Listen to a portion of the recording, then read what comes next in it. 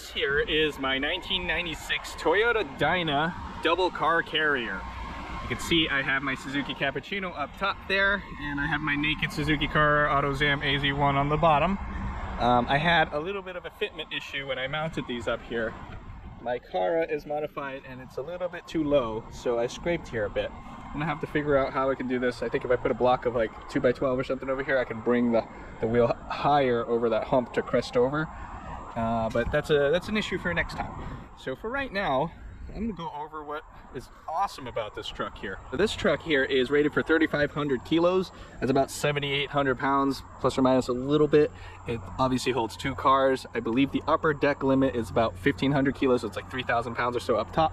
And then the rest you can just put here. If you carry 1 car, you can carry the full load because that deck will be down here. The ramps, everything is hydraulically driven. This is a dually truck. You can see massive tires back there, I think. And then up here I had to get brand new tires when I had this shipped out of Japan because I knew I was going to drive it home from Baltimore carrying 2 other cars that I bought. Therefore it needed to be in good condition for me to make the whole trek home. If you take a look around, I have a crap ton of antennas up top. There's 1, 2, 3, 4 on this side. There's 1 on the other side with a GPS antenna. There's not much more on the exterior to really note and go over. Both sides have controls. This is a UNIC or UNIC. This is the UC-20W. There's a serial number. There's a date on this thing, 1996, December. That's when this truck was first registered, so I'm pretty sure this is original to the truck. One thing is that the truck cab is very clean. I don't have any rust or anything on this thing, which doesn't really make any sense to me considering how crusty the carrier part is. So the carrier part is super crusty. See it all on that up there, especially back here. On the floor deck is not so bad. Basically all the white painted parts are very crusty on this. You can see how tall that is to me. Even back here, somebody's tried to paint stuff, blot over it with white paint before. It's kinda, I don't know why they bothered.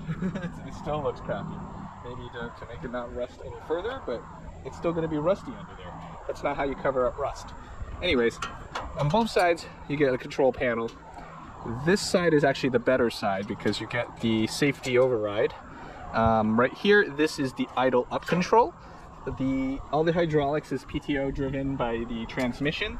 So you need to have the engine running for any of that stuff to work. Obviously you wanna raise the engine revs so you can get, I don't know, it'll have more power turning the stuff. And this one is the disengaging lock thing right there, kind of on like a 2-post lift. You have a lock so it's not just resting on the hydraulics. That's what that does. This makes it go up, this makes it go down. This platform goes down and up. And then this one, if you guys have used one of these before and you're familiar, please let me know what this does. Something goes up and something goes down or something like that, but I've done this and it doesn't do anything. Obviously it's not going to work because it's not on right now. I can see one of the arms actuate in there when I do this. I suspect it's the winch. I think my winch is frozen or something. It's broken. I have no idea. I've tried. There's a lever on it. I'm trying to pull it and it's frozen solid. It doesn't work. So this basically covers everything that you would use on this. It's very simple. This just goes up and it goes down. I have seen a different model of this where this arm can go up and down. So you can change the angle of the car. And I'm not sure if there's one where this part of the arm can go up and down too to raise the height of the thing or lower the height of the thing. I would like to have a modification to be able to do this, but for right now this will do. I have some clearance issues with some vehicles, like our Daihatsu Mirror walkthrough van cannot fit under here, and I also don't want to carry the mirror van on the top because a mirror van is about 2-3 times taller than a Cappuccino. I'd be in that tree right now, so that's no good. I want to be able to carry it down here, so I want to see how I can do this. I mean, I could just carry just the mirror if I ever needed to. I don't know. I'm not sure what I'm doing here. I bought a double-decker tow truck. I don't even have a business that tows stuff. I don't even know what I'm doing. You can see I'm using my own straps and stuff because I'm not sure how to use those things. Those are metal hooks. I'm assuming they go to like a frame spot somewhere and you just kind of crank them down and it'll hold the body here where it belongs. Same with the front. You can see the big winch hook right here. And the winch is under the car. I'll show you that later. But there's these come along things that you pull and whatever. They're kind of rusty. Not sure what I could do with them.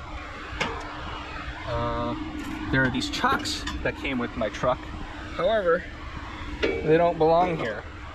Maybe they mixed up the chocks somewhere because these are not the right size and they won't fit.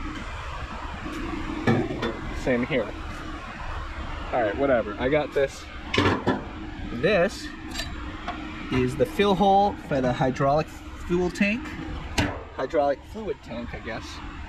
This is the fill hole for the diesel fuel right there. It is a very inconvenient spot. It's a straight nozzle that's like embedded in there. It's not great. Ooh, something's dirty. So I want to fix up some of these crusty things, but let's open this up to show you guys underneath. All of these attachment points are broken, so I should be able to just lift this up and that'll lock it open. There's just a simple lock right here that kind of holds this on both sides, it seems like. There's no lock on this side. Okay, so here you can access parts of the frame. You can see what's going on down here. You can see all the lines. I haven't really investigated much. This is kind of like my first real look under here. There's this adjustment thing for the piston. You can see the traditional levers and stuff that are here. Too bad the stickers are worn out, so I have no idea what they do, but the left lever is what's actuated by that switch up at the top panel that doesn't do anything. I have a little leak at one of the connection points here, so sometimes I'm seeping a bunch of fluid out. I see a orange filter in there. I wonder if that's like a hydraulic fluid filter. But the frame down here looks pretty good. There's some like flaky, crusty bits in some spots, but the truck itself is pretty solid. Pretty happy with this buy. There's the giant diesel tank over there. There's not much more to see under here. You can see that enormous pumpkin back there. That's what powers this whole setup here, these big dualies. But nothing much down here to see. There's a funky exhaust routing setup. I'm not sure why they did it like that. It comes out of the engine, it loops forward, and then it loops backwards into the frame. Like it's just shooting exhaust into the frame. It's probably not the best, most, I don't know, direct way to flow exhaust. I would rather have it shoot out the back, or at least out the side somewhere, because that way theoretically it's quieter and it's away from the cab. Not that it's loud. I'm not complaining that it's loud. It is loud, but it's not that loud. All right, putting this back down. Some things are really accessible outside here. The air filter's right here. You just turn these knobs, pop that thing out. This is the oil dipstick, so you can check the oil. What else can you do here? Oh. They got me here. A fake keyhole. Something happened. This key cylinder seems to be missing. I'm not sure what's wrong with it.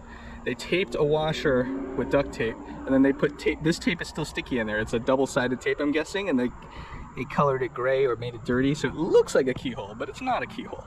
It's pretty good, right? Everything else in the front is pretty good. Everything works. Everything's cool.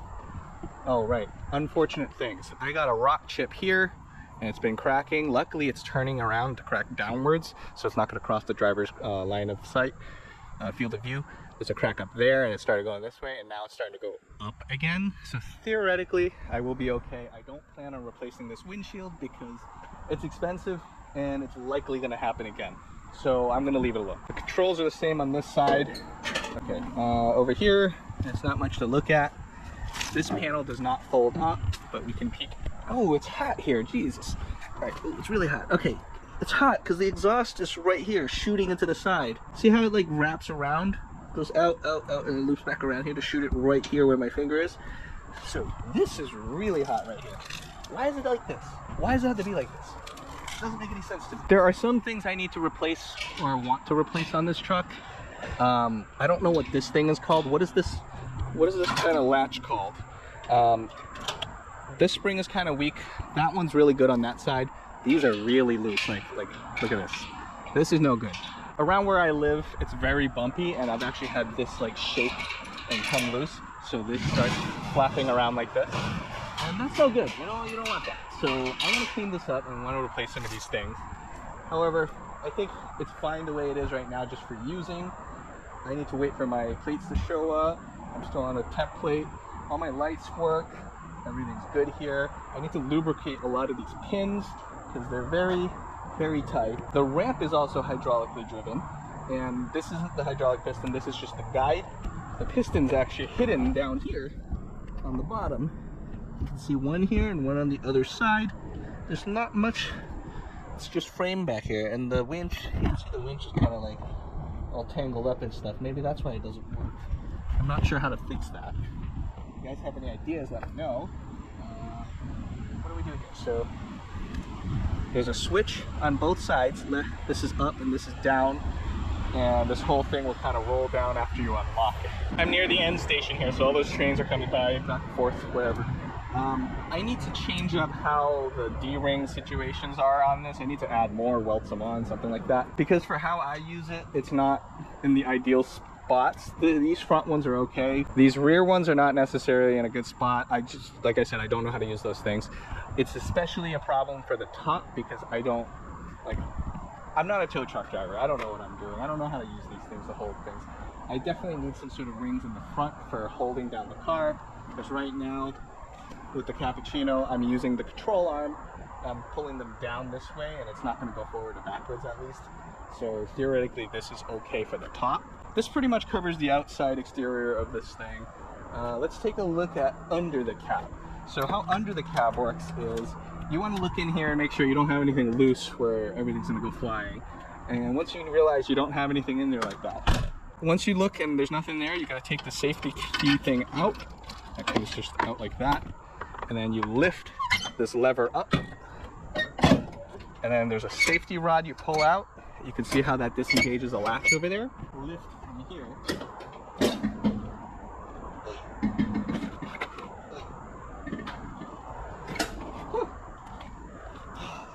It's heavy, but it's not that heavy. I had a bad angle at that, and I didn't lift it, and plus the brakes are hot and I burned my leg on there real quick, so that's why I kind of dropped it. In here you can see how clean everything is for this truck. A truck of this age is a 1996. This has about 80,000 miles on it. That's nothing for this enormous diesel motor that is in here. This is the J05C motor. It's naturally aspirated, 5.3 liter, 4-cylinder diesel, and this thing is massive. I bet those cylinders are probably like that big in there. It's massive pots.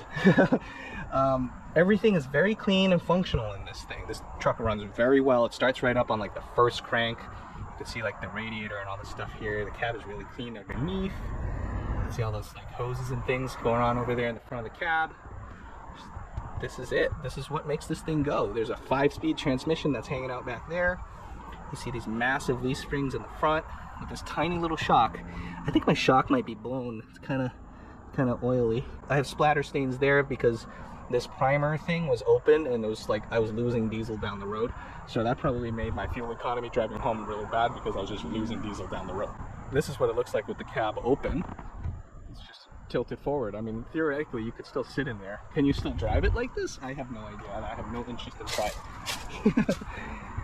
Coming to this side, you can see the AC compressor, the alternator, the giant exhaust manifold that feels blazing hot right now. That's cool. There's a massive oil filter right there. This shock is dry, so this one's not leaking, but the same massive stuff. Look at this. Is this a control arm? Or is this an anti-roll bar or something? I don't know what this is, but this is huge. I don't know what this tank does right here. And there's the other side of the transmission. This is where the cab kind of latches onto this like giant stuff here, and it rests right here in this V. You can see where the pads have kind of worn into this. I think that mount can be replaced. It's probably worn out, and that's why it squeaks a little bit when we're kind of driving, and it's a little annoying. I'm missing a battery cover here. You're gonna see I have 2 batteries. This is a 24-volt truck, so I looked into what the difference between 24 and 12 other than the voltage is. That in a bigger vehicle you can run smaller wires and they don't get as hot because you're running a higher voltage and therefore less amperage, and therefore it's cheaper to run the wire and you're less likely to burn something up. And you know, it's lighter too because you're not using tons of wiring. This truck doesn't really have much lighting anyways. I want to get some side marker lights, and I'm looking into what LEDs I can get. At least I can put a few pods, because there's absolutely nothing between that front marker light to the back reflector. That's not even a light, it's a reflector. So I want to put like maybe 1, 2, 3 LED lights on the side, the yellow ones or whatever, and make it look a little bit more proper and make it a little bit more safe. I'm not going to drive this thing very often, but you know, it's nice to have cool stuff. I'm going to put the cab back down, just push it forward a little bit more, take the safety pin off, and don't get decapitated.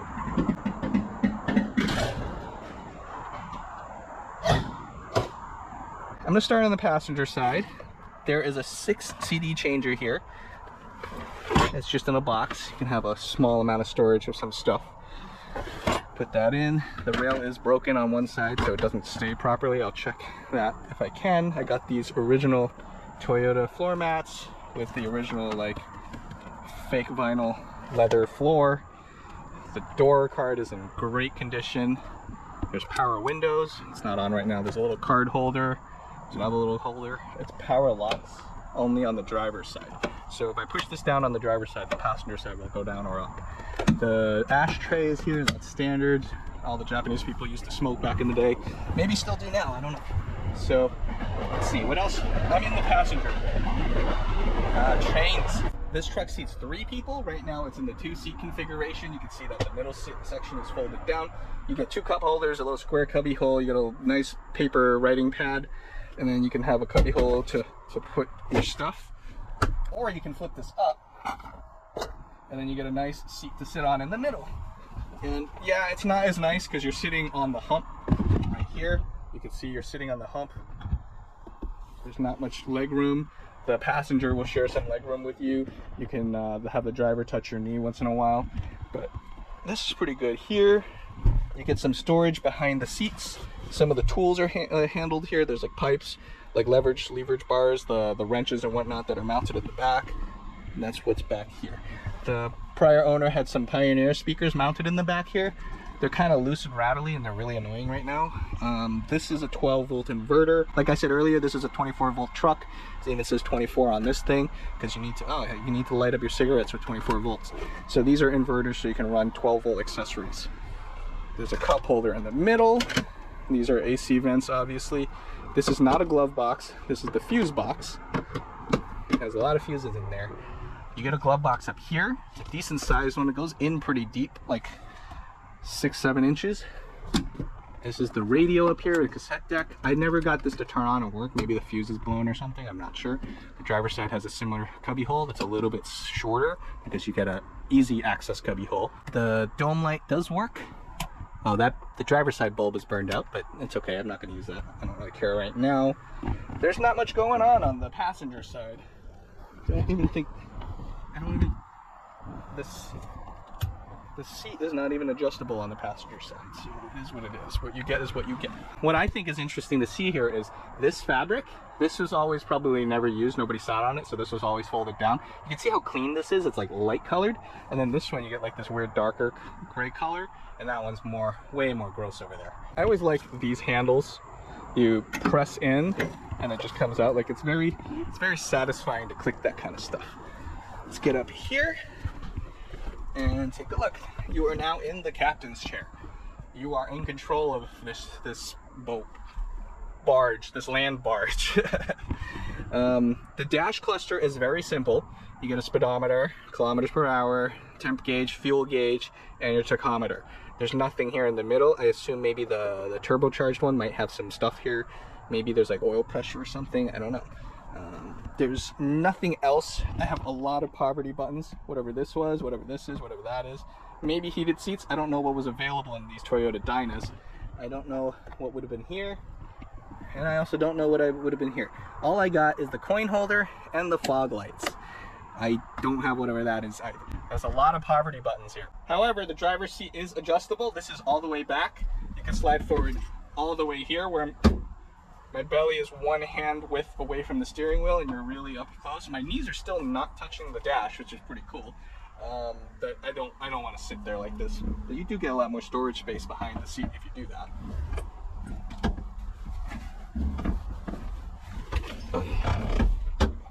The seat can also tilt forward or recline back. So maybe if you pull forward a bunch, you can recline more. Oh yeah, if you wanted to drive like this. I mean, I suppose you could take a nice afternoon nap in here like this. This is pretty comfortable. As with a few of my recent imports, there's a burn hole from cigarettes right here, and that's unfortunate. I really like these seats. They look pretty cool, but now it's kind of ruined with the cigarette burn. The steering wheel's in really good condition. This is 132,000 kilometers. It's about like 80,000 miles, maybe almost 90. This is a tilt column. You can go like this, or you can go like that. I don't know, I like it straight up. This here is the PTO lever. This is where you step in the clutch to pull this out to engage the PTO, like the hydraulic system back there. Push it back in there, you lock it. The door is the same as the passenger side. The window is a little bit larger than that one for going up and down. You get auto up and down windows, and you get power windows on both sides. I'm gonna push this. That's gonna lock both doors and unlock both doors. Cool. I want a few things right off the bat. I want a handle for this. There's holes for it, so clearly there's something I can mount. I'm gonna look at some older Toyota pickup trucks. Maybe I can find the handle that looks like that one. I'm assuming there's gonna be a lot of like cross-compatible parts from other Toyotas and stuff. Like, well, maybe not the sunshade. The sunshade is pretty long. I wanna get one for the passenger side. That'd be cool. But for now, that's all I have. Oh, the horn. All right, so you got a power on for the horn. Interesting. There is a kill switch down here. This allows the... No, this gives you... Oh, whoa. Okay, right. It kills something, so you don't get any of the warning lights to start. However, you can crank the motor. It won't start. I don't really understand what this kill switch does. Leave a comment below if you know what that does, because right now it turned everything back on. And can I crank? You can see how it just starts in one crank. It's pretty quiet in here, right? Pretty cool. It's just some rattles and stuff I want to chase down. I don't like rattles. Yeah, I'm driving a big Toyota Dyna truck. I don't like rattles.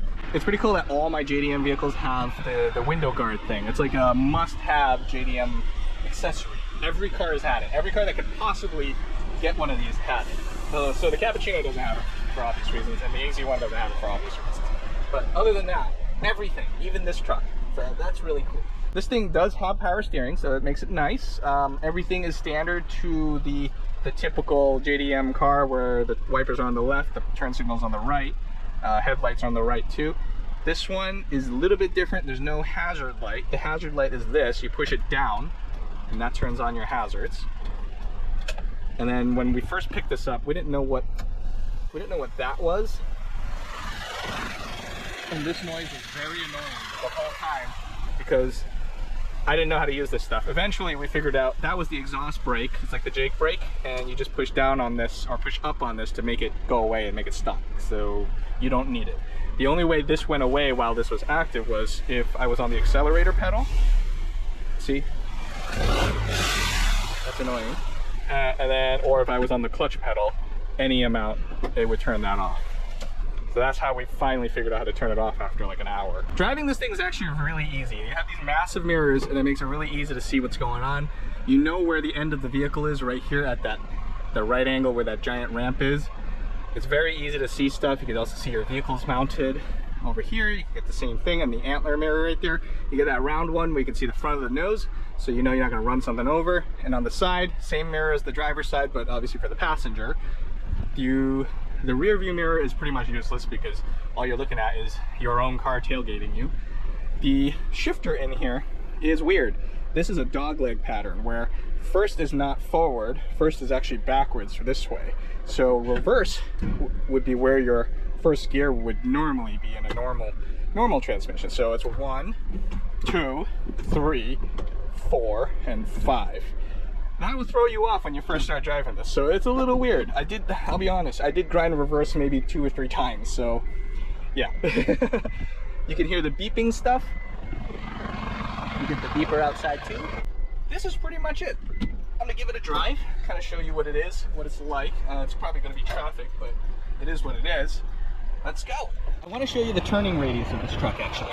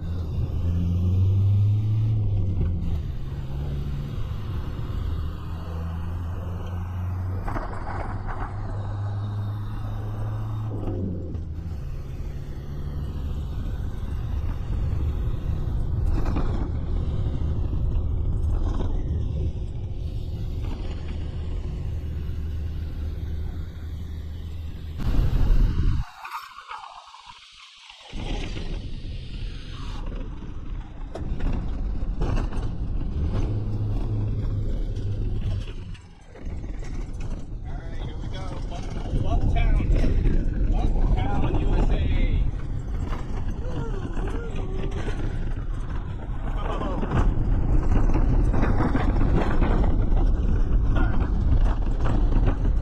I'm done bouncing around on that. I am all set with that. It actually rides pretty well, considering. There's more bumpy roads all around my house. This is where I live, where they don't pave the roads for like 30 years or more.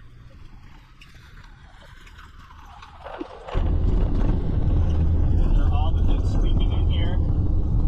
The bottle jack is extra annoying. You guys not looking where they're going.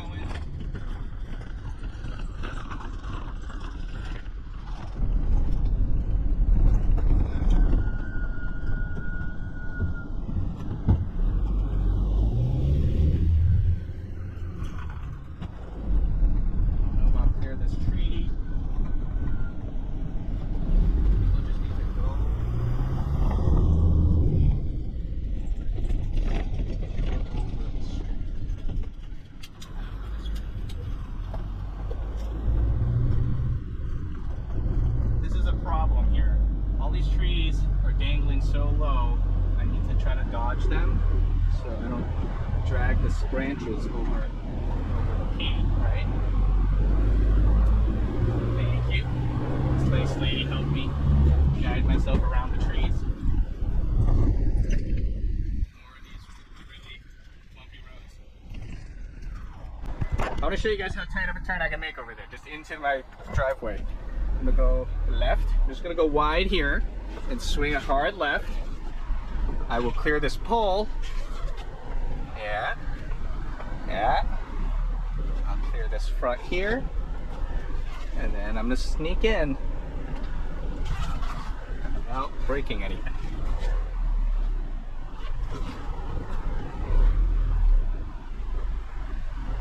See how much clearance there is. I don't know if you can see it in the camera, but I'm just like inches away from my Bronco Sport there. Inches away from disaster. I can come in. You can see how close I get over here with the fence.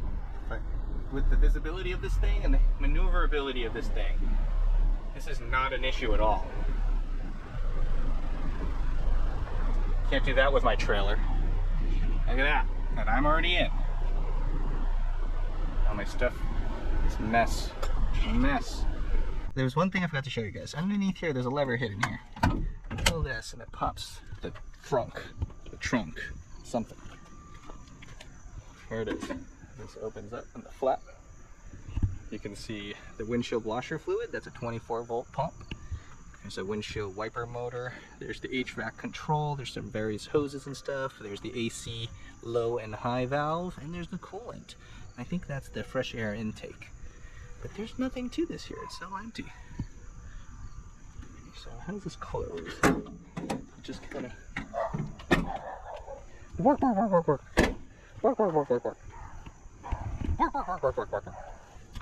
Dogs are always barking about stuff. I squeeze this truck into here, just between everything here. Oh no. That's not supposed to be there. My TE-37. Someone put this here and they're not supposed to put it there. Alright, this is how the hydraulic stuff works. You put the vehicle in neutral, you push the clutch in, you come over here, you unlock the lever by twisting it, you pull this straight out as far as you can. It comes out maybe like 2-3 inches. Turn it back to the lock position, let go of the clutch. You are now ready to go in the back and activate all the good stuff. Remember to push in the clutch, disengage this thing, put it back before you drive. First, you're going to unlatch this. Pull up the safety latch. Go to the other side, do the same thing. Oops. Pull this safety latch. This is actually going to come down a little bit. Let's see, got this slanted just a smidge. Come back to the front here. Rev up the engine. Rev up your engine! And drop the ramp.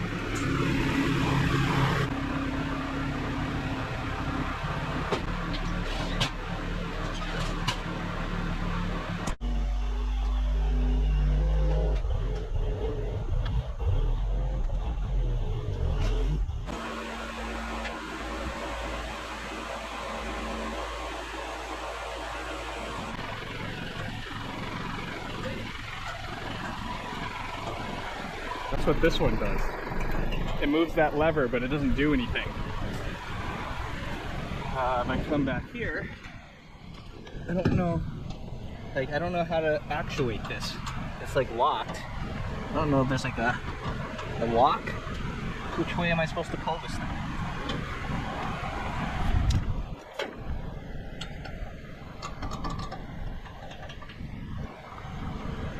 It looks like it's supposed to go left and right, but it doesn't move. What do you guys think?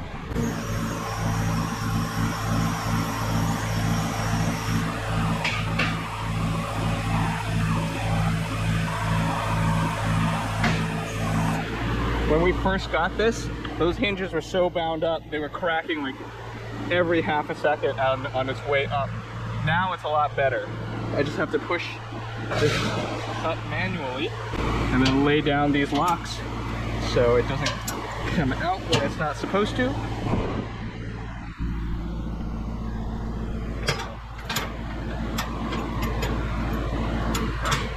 Truck is loaded up again. Just put the cappuccino on it. That's where I'm storing it for now. Turn everything off. Oh yes, now what are my plans for this? I want to modify this part. I want this to go up and down like these different ones I've seen, so I can adjust the rear height of the thing to get availability of more lower deck space. I'm not sure if it's possible to modify this one so the whole thing can go up and down too, to give me a little bit more height differential here whenever I need it. Other than cleaning up the rusty, crusty stuff, there isn't much I want to do to this truck. I'm thinking about repainting this.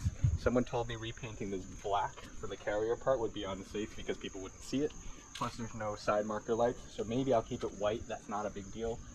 I think they do make white bed liner, because if I use bed liner, theoretically it'd be more tough than whatever powder coating or whatever's going on here.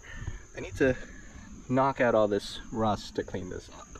It shouldn't be that bad. Everything's pretty easily accessible here. It's just a little bit crusty here and there. Not that bad. I want to figure out the winch. Maybe I should learn how these things work so I can strap down the cars better without the straps. I don't know. I want to grease up all these joints. I'm going to replace all those Zerk fittings. I don't know what else I can do. New lights. Yeah, I guess there's a handful of things I could do.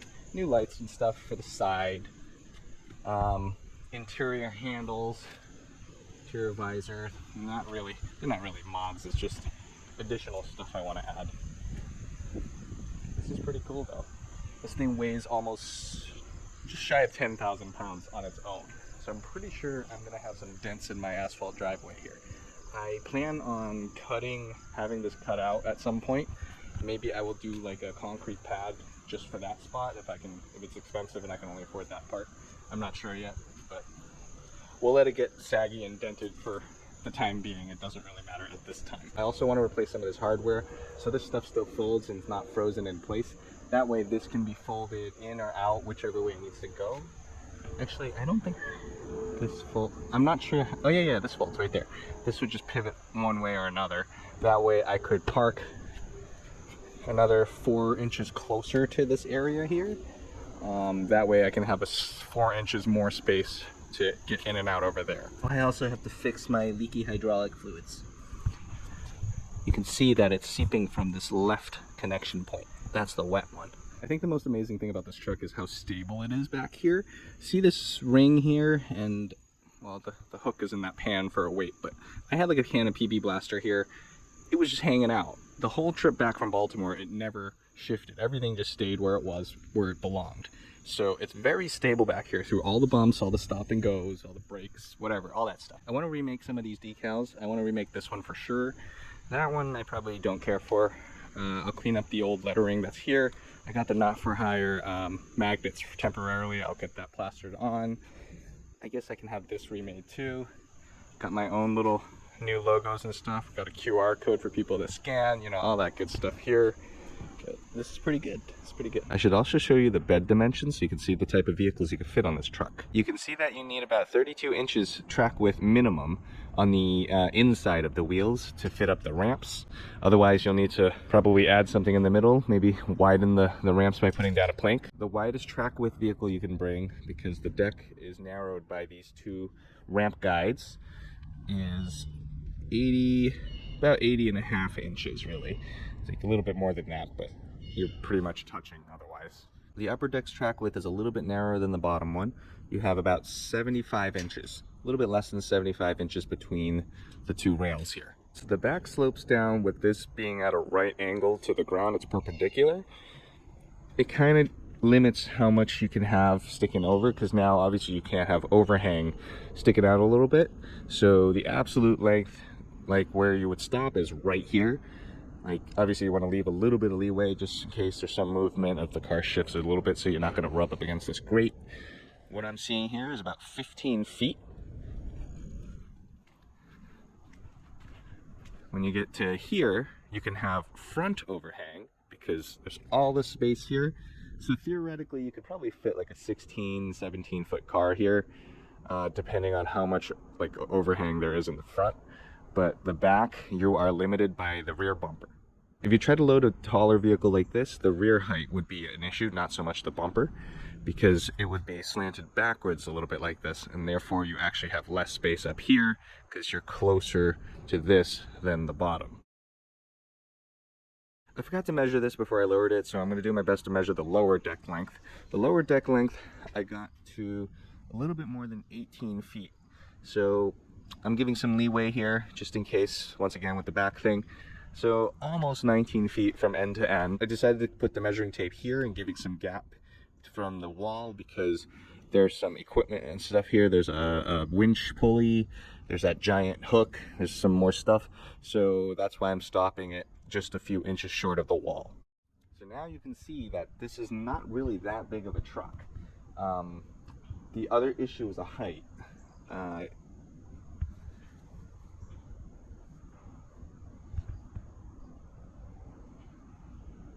I measured the pivot rod here, and this rod is about 5 feet, so pivoting up, you're looking about 5 feet up.